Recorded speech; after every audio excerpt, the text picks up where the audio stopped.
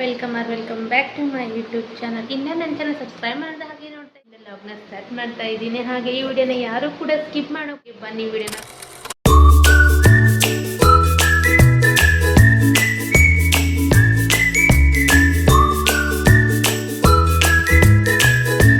ನಾನಿವತ್ತು ಶ್ರೀಕರಣಿನ ಮಾಡ್ತಾ ಇದ್ದೀನಿ. ಶ್ರೀಕರಣಿ ಮತ್ತು ಚಪಾತಿನ ಮಾಡ್ತಾ ಇದ್ದೀನಿ. ಸೊ ಈ ವಿಡಿಯೋನ ಎಂಡ್ವರೆಗೆ ನೋಡಿ ನಾನು ಯಾವ ಥರ ಮಾಡ್ತೀನಿ, ಹೇಗೆ ಬರುತ್ತೆ ಅನ್ನೋದು ಸಹ ಈ ವಿಡಿಯೋದಲ್ಲಿ ತಿಳಿಸ್ತೀನಿ. ಕ್ಲೀನಾಗಿ ತೊಳ್ಕೊಳ್ತಾ ಇದ್ದೀನಿ. ಪೂರ್ತಿ ಹಣ್ಣಾಗಿರ್ಬೇಕು. ಈ ಥರ ಮಾವಿನ ಹಣ್ಣಿದ್ರೆ ಶ್ರೀಕರಣಿ ಸಹ ಅಷ್ಟೇ ಚೆನ್ನಾಗಿ ಬರುತ್ತೆ.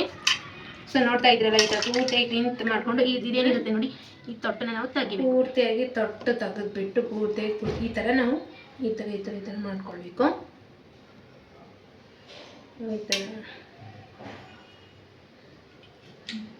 ಮಾವಿನ ಸೀಸನ್ ಒಳಗಂತೂ ನಾವು ಎಷ್ಟು ಸರಿ ಮಾಡ್ತೀವೋ ಗೊತ್ತೇ ಆಗೋದಿಲ್ಲ, ಲೆಕ್ಕನೇ ಇರೋದಿಲ್ಲ. ಈ ಶ್ರೀಕರಣಿ ಅಷ್ಟು ಸರಿ ಮಾಡ್ತೀವಿ ನಾವು. ಈ ಶ್ರೀಕರಣಿನ ತುಂಬ ಇಷ್ಟ ನಮ್ಮ ಮನೆಯವ್ರಿಗೆಲ್ಲರಿಗೂ.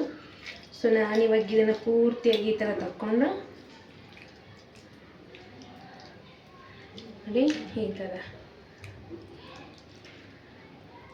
ಒಬ್ಬೊಬ್ಬರು ಸ್ಪೂನು ಇಲ್ಲ ಚಾಕು ಸಹಾಯದಿಂದ ತೆಗಿತಾರೆ. ಬಟ್ ಕೈಯಿಂದ ಮಾಡಿದರೆ ನೀಟಾಗಿ ಎಲ್ಲ ಬರುತ್ತೆ ಅಂತ ಹೇಳ್ಬಿಟ್ಟು ನಾನು ಕೈಯಿಂದ ಮಾಡ್ತೀನಿ. ಎಲ್ಲ ಹಣ್ಣಿನ ರಸನ ನಾನು ಪೂರ್ತಿಯಾಗಿ ಈ ಥರ ಸ್ವೀಟ್ ಆಗಬೇಕಲ್ಲ, ಹಾಗಾಗಿ ನಾನು ಇವಾಗ ಬೆಲ್ಲನ ಸೇರಿಸ್ಕೊಳ್ತಾ ಇದ್ದೀನಿ. 1 ಕಪ್. ಅದು ಸ್ವೀಟ್ ಏನಾದರೂ ಹಣ್ಣು ಸ್ವೀಟ್ ಇಲ್ಲ ಅಂದರೆ ನೋಡ್ಕೊಂಡು ಹಾಕ್ಕೊಳ್ಳಿ. ಇದು ಸ್ವಲ್ಪ ಸ್ವೀಟ್ ಇತ್ತು, ಹಾಗಾಗಿ ನಾನು ಸ್ವಲ್ಪ ಬೆಲ್ಲನ ಕರಗಿಸ್ಕೊಳ್ತೀನಿ. ಹಾಗೆ ಹಾಕಿದರೆ ಇದು ಕರಗಲ್ಲಲ್ವಾ, ಹಾಗಾಗಿ ಬೆಲ್ಲನ ಸ್ವಲ್ಪ ನೀರು ಈ ಬೆಲ್ಲನ ನಾನು ಸ್ಟವ್ ಜಸ್ಟ್ ಇದು ಸ್ವಲ್ಪ ಕರಗಿದ್ರೆ ಸಾಕಷ್ಟೇ, ಏನೇನಿಲ್ಲ. ಗೋಧಿ ಹಿಟ್ಟನ್ನ ಹಾಕ್ಕೊಳ್ಳೋಕ್ಕೆ ನಾನು 2 ಕಪ್ ಅಷ್ಟು ಗೋಧಿ. ನಾನಿವಾಗ ಬೆಲ್ಲ ಏನು ಕರಗಿಸ್ಕೊಂಡು ಇಟ್ಕೊಂಡಿದ್ದೆನಲ್ಲ, ಅದನ್ನು ನಾನು ಸ್ವಲ್ಪ ಹೊತ್ತು ಹಾರಕ್ಕೆ ಬಿಟ್ಬಿಟ್ಟು ನಾನು ಈ ಒಂದು ಶ್ರೀಕರಣಿಗೆ ಹಾಕ್ಕೊಂಡು ಪೂರ್ತಿಯಾಗಿ ಮಿಕ್ಸ್ ಮಾಡ್ಕೊಳ್ತಾ ಇದ್ದೀನಿ.